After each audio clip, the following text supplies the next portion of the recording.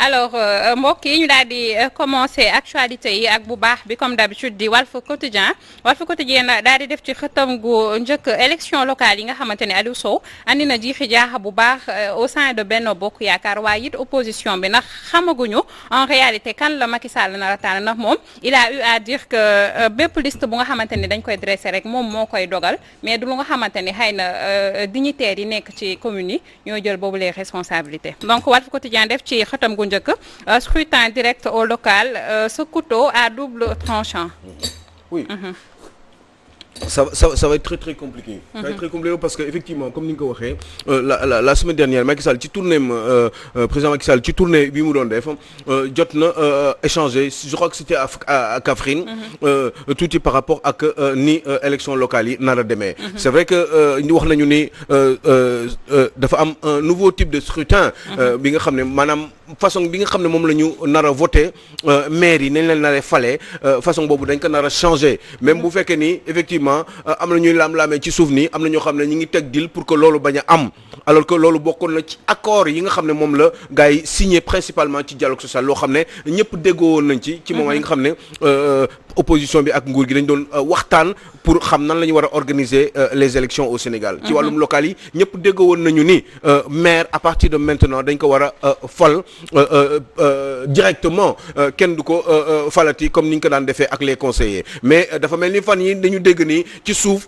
am na ñoo xam ne ñu ngi jéem a wax ay wax pour wala jéem a influencer le président pour que loolu nga xam ne ñëpp dégg woon nañ ci lors du dialogue social pour ñu bañ ko def c'est très compliqué parce que ñu bari xam nañ ni bu leen conseillers yi falul directement peuple dina leen fal dinañ am beaucoup de problèmes justement pour que ñii ñu falaat leen wala ñi nga xam ne dañu war a nekk maire bu boobaa duñ ko nekk parce que population bi ñeneen lañu choisir donc ça va être très compliqué on a pris pas mal d'exemples ci Sénégal benn béréb boo xam ne moom moo xaw a tranquille tuuti nga xam ne am nañ yaakaar ne foofu Benno dinañ fa déggoo ci kaddu muy au niveau de Fatick avec le grand ami de Cheikh Tidiane Gomis Mactar Ba pour qui justement on peut éventuellement penser que ni moom ñu bari déggoon nañ ci autour de lui pour donc la ville de Fatick mais à part moom toutes les autres régions imaginez la ville de Ziguinchor bi nga xam ne dégg nga maam Abdoulaye Baldé moo fa nekk y a des garçons comme Doudouka nee na ñoom par force n'importe comment il faut que ñu nekk maire parce que bii mooy seen dernier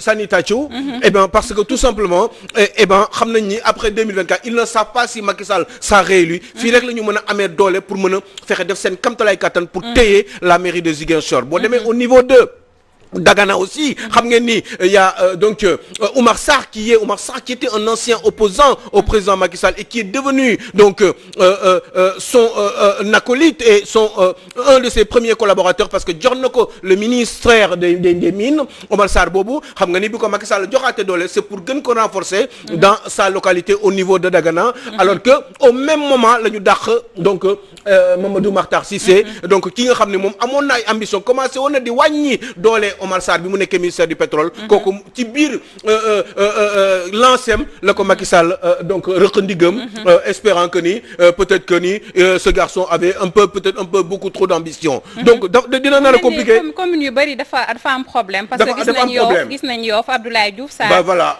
et l'autre Amadou Ba jamono ji mais oui jaaxle nañ Médina aussi mais ça va être très compliqué surtout que je ne peux pas imaginer que Amadou Ba puisse prétendre à être maire donc de la commune de Yoff parce que il pense qu'il est au-dessus de cela peut-être que ça pourrait lui faire éventuellement mën na wut beneen tremplin pour jàll à la mairie de Dakar pour avoir d'autres ambitions dans le futur mais am na keneen koo xam ne mi ngi fi maa leen koy wax l'autre jour mais bàyyiwu leen ci xel il y a un garçon qui s'appelle Mamadou Gueye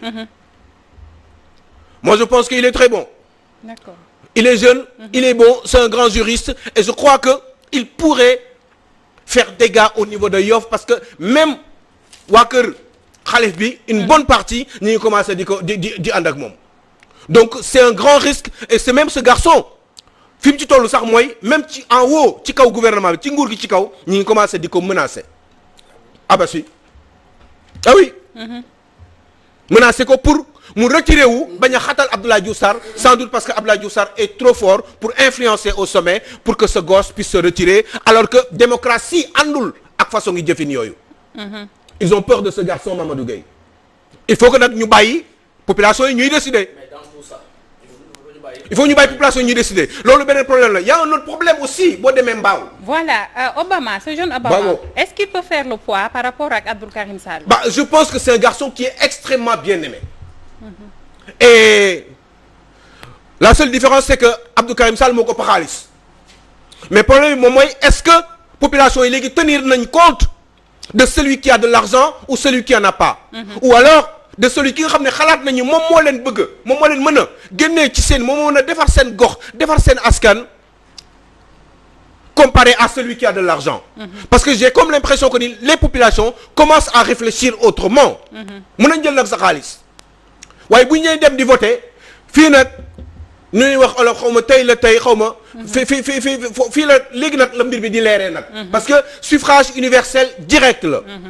Maxu la wala Cheikh Tidiane Gomis. waaw te ngeen ci tipo. ñu ne Maxu. ñu ne Maxu wala ñu ne Cheikh Tidiane. Cheikh Tidiane boo nekkee ministre ñun suñu yoon nekku ci. ñu ne Maxu. Cheikh Tidiane boo nekkee ministre ñu ne suñu yoon nekku ci ñun Maxu la ñu gis. parce que Maxu dërëm bi mu am mi ngi koy séddoo ak ñun. parce que Maxu mi ngi liggéey Maxu mi ngi ñuy expliquer Maxu yëg nañu Maxu mi ngi ñuy fekk suñu biiri kër.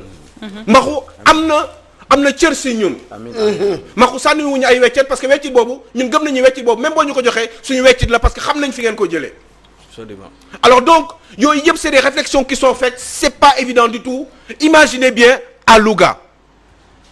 kooku tamit c'est un petit peu à l'instar de Matar Ba. Moustapha Diop. am na une bonne position là-bas et ki mu doon xëccool noppil nañ ko mooy HCCT c'est beaucoup plus important ci wàllum alal ci wàllum prestige. muy Aminata Mbengue Ndiaye kon xam ngeen ni Moustapha Diop c'est terminé. moom mooy téye foofu. je crois que au sein de Benno Bokk Yaakaar foofu déggoo nañ fa donc ñaari exception laa gis. mais Kaffrine aussi du yomb. Abdoulaye Wilane aussi il va pas se laisser faire. xaaral Louga. attention Aliou Sow. Louga il y a Sylla mooy directeur Dakar Dem Dikk. oui waaye xam nga kooku. li problème moom. waaw kooku xam nga kooku tam kii. dégg nga te kooku seen waa jooju amoon fi problème ak Sonko Mamour Diallo. waaw tamit mu ngi foofu. daa la wax lu problème ak Mamour Diallo. waaw non waaw c'est dama ne. waaw dama ne xam nga kii bu nekk localité bu nekk. am na ay foofu am na fa ay. am na waaw. am na concurrence. mais xam nga y a des. mais c'est que xam nga. dafa am loo xam da nga ko wax sax. c'est que Moustapha Diop dafa téye. dégg attends dafa am loo xam da nga ko wax loo xam ne moo am solo. li ñuy wax ni yëpp. benn moo ci am solo. les locales. nañuy waxante dëgg. c'est l'affaire de la population. dëgg la. ñoom ñooy maire ab maire. sans temps leen di ñu ngi ko doon wax. maire boo xam ne. yow population du la gis. mënu laa gis. kooku du maire. waaw voilà loolu du maire. loolu mooy tey jii gis nga Aliou Sow. le problème moom mooy ñun sénégalais ñun ñi dëkk suñu quartier. xam ne que lii mu ngi dox. kii de toog na fi ñeenti at wala juróomi at wala 10 ans. lan la def nit ki nag moom mooy def moom mooy xool analyse bu boppam. xool balaa ngay jël sa carte di kii le problème mooy kii Macky Sall waxam boobu mu wax boobu na ko téye mooy xam nga lan ay lii ma wala moom mooy wax fii non. mais est-ce que Cheikh Tidiane Gomis Macky Sall parce que wax bi aussi mun na am plusieurs dégg mun na ne aussi benn erreur rek la war a mën a éviter. mooy fexe ñu ñëw ay ñaar ñetti nit dugal ko ci bureau. moom laa lay wax ne ko Cheikh Tidiane Gomis moo baax. alors que moment boobu dañ koy nax. c'est ce qui va se. bu boobaa il aura la surprise de sa vie. il faut qu'il soit renseigné. parce que aussi dans une coalition il faut que mu am. il faut mu am déggoo. waaw dëgg la te il faut mu am kilifa. waaw waaye kilifa bi il faut que mu jaarale mbir yi yoon. nan la ko nar a jaarale yoon ñi nga xam ne ñoo koy jox ay conseils. nañ ko jox ay conseils yu leer naññ. ñu ne ko Mbao président de la République bëgg nga torop Abdou Karim Sall waaye Obama moo fa mën. président de la République Abdoulaye Diouf Sarr ci ay situation phénomène d'usure moo koy commencé di dal. mais aussi bàyyil xel Aliou Sow candidat yi nga xamante ne xëy na moom la président tànn. mën nañu jàpp ni amaana ci dans le but de bien faire. waaw mais xam nga ki nga xam ne xëy na mën na servir askan bi. waaw moo tax mu bëgg a basé wu ci liste bi nga xam ne amaana mën na ko def. waaw mais dans le but de bien faire mais ci biir but boobu xam nga mën nga am ay bonnes intentions mais nga ñëw nit ki gëlëma la wax la loo xam ne yow parce que le président il peut pas tout savoir. Ça dépend de ñi koy wër ak lan lañ koy wax xam nga kay tey jii nii nga ne ko Obama moo gën a positionné wu. Abdou Karim Sall mais franchement c'est lui dire la vérité. xam nga ne ko tey jii nii va à Bargny nga ne ko Souleymane Assou Diagne mi nga xam ne moom moo fa nekk.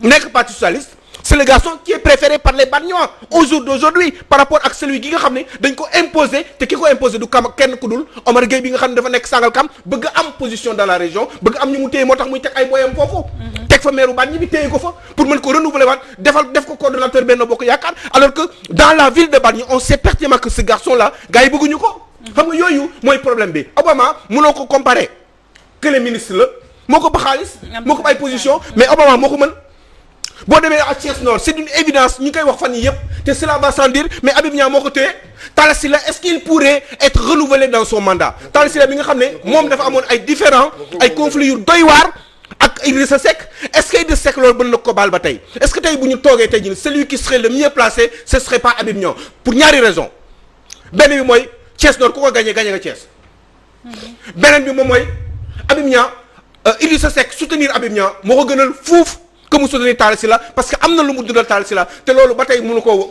mi ngi ci xoolam. mais aussi man je me dis peut-être état du Sénégal man li ma wax léegi rek le président Sall xëy na comme il avait dit je vous ai compris il veut régler les problèmes instant bi dernières années yi nga xamante ne dese na ko fi il veut bien faire amaana aussi mën nañ ko laisser bàyyil benn manche bu nga xamante ne. benn manche la. liste bi nga xam ne moom la war a def. moom mu def liste bi. non liste bi je veux dire buñ ko jël rek incriminer ko. décision yi muy jël. amaana xëy na def na ay recherche am na ay renseignements généraux. xool na ku ci nekk capacité bi nga mën. d'accord naa sa balaa mu la fay bind. man Salma man d'accord naa de li ngay wax am na ay renseignements mais dama ne. li ñuy waxaat encore une fois xam nga Macky Sall. mën na tànn léegi Aliou Sow mu ne ko yow yaa may jiital Thiès. waaw. mu ne ko. population bi xool xam ne que ay Aliou Sow mi arrangé wu leen man. man loolu laay wax. non dëgg la mais foofu warul juum moo tax ma ne la. voilà warul juum mais attends non attends il faut mu faire très attention nag. loolu laa lay wax parce que man gis naa ci. am na ci ay localités yoo xam ne. xam erreur fu mu nekk comme ni ngay wax. attends dafa am ay localités yoo xam ne. ils ont senti les personnes là. waaw ku mel ni. à Thiès Habib Niang. mais loolu kenn mënu si population bi ku mel ni tey jii yow nga dem Mbaaw. mais oui bi ngay wax. mais oui. nit yi dañ ko sentir. mais à Yoff c'est pareil. voilà wax ki moo bari rek. non loolu waa ji nekk ministre mais ñëpp xam nañ ni booy Mamadou Gueye. c'est l'avenir de Yoff. loolu tout le monde le sait. loolu sax xam nga man loolu la wax. loolu moo tax man ma ne la léegi fu mu nekk nii lu waaye def paral sa mbër. indi teg ci kii bi ci géew gi ma ne. population bi le dernier mot appartient à la population noonu sax la demee Aliou Sow. xam man conseil peut-être mais la ñu war a jox Macky Sall. mooy yàlla dimbali ko mu bañ a juum ci ay choix ndax man mënu ma imaginer Macky Sall dina choisir koo xam ne yaakaar na ni dëgg après avoir reçu tous les éléments. yaakaar na ni kooku. dina gagner du gagner. kooku bu gagner bu mënul gagner gëw ma ni Macky Sall dina ko choisir parce que Macky Sall jógul quand même pour perdre dafa jóg pour gagner. donc lenn rek la mën a def mooy mu juum. ñu juumloo ko defal ko ay choix yoo xam ne par rapport au conseil qu'on va lui donner parce que dafa am ñoo xam ne nag ñoo nekk ci kanam Macky Sall ñoo koy wax lii ak lii ngay def. mais ñooñu bu fekkee ne yeneen intention ñoo leen habité yu dul intérêt parti bi mais intérêt nit ñi. parce que maa ngi leen di wax Mamadou Gueye xam nga ñu ngi koy menacé ne ko il faut que nga arrêté yi ngay def say manifestations yi ngay def parce que xam nañ ni mi ngi menacé Abdoulaye Diouf Sarr. te loolu bu ko président yégee te kooku il faut tout pour que kooku bañ a daje ak président. dañ koy lax ñu sew yooyu te yooyu ñi nekk ci autour de Macky Sall ñooy def loolu pour empêcher ko mu gis Macky Sall ci ambition yooyu sax ci la tribune ñëw def ambition contre ambition mu mel ni yëpp tey ji actualité bi day tourner autour des locales là donc Benno rejette le consensus antagonisme expression de clivage sociopolitique et de conflits locaux donc mu mel ni entre le marteau du patron de Benno Bokk Yaakaar et l'enclume du vote sanction mu mel ni comme ni ngeen ko waxee rek le président Sall mën na décider mais après dernier mot bi population bi moo koy joxe. Il faut savoir faire confiance à l'intelligence éventuellement du président. Qu'il ait la chance de se tromper le moins possible.